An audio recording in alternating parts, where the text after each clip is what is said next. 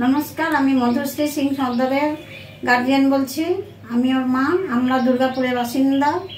আমরা মধুশ্রীকে ডিএসএমএস কলেজে ভর্তি করে আমরা খুবই খুশি।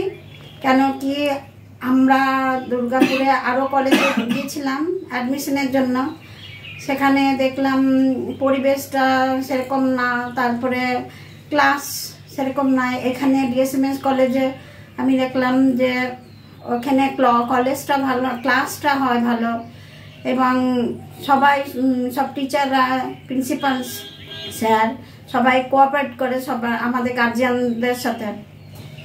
এর জন্য আমরা খুবই ধন্য।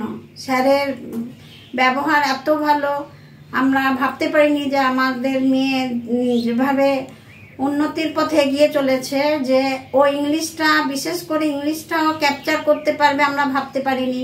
আমরা ভেবেছিলাম যে কি জানি রেজাল্ট কেমন করবে, তো এখন দেখছি ওর অনেক ইমপ্রুভ হয়েছে এবং আমরা চাইবো আগামী দিনেও যেন ওকে এবং আরও স্টুডেন্টরাও আছে, শুধু ওকে কেন সব স্টুডেন্টদেরই যেভাবে তাদের পিছনে মানে সহযোগিতা করা হয় তাদেরকে সামনে এগিয়ে যাবার জন্য, সেইভাবে এগিয়ে যাবার জন্য যদি ওদেরকে আরও সহযোগিতা করা হয় ওরা আরও ইমপ্রুভ করবে এবং আরও হয়তো আরেকটু পড়ারও চেষ্টা করবে, এরপরে এমএসসি পড়ার চেষ্টা করবে যে না স্টাফ।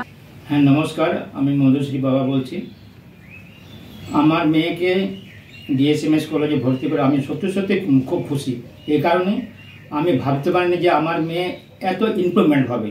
আর কলেজে দেখুন, কলেজের স্ট্রাকচার এবং কী বলবো যে টিচার প্রিন্সিপাল স্যারের উপরে ডিপেন্ড করে কিন্তু একটা কলেজে কিন্তু ভালো মন্দ বিচার করা যায়।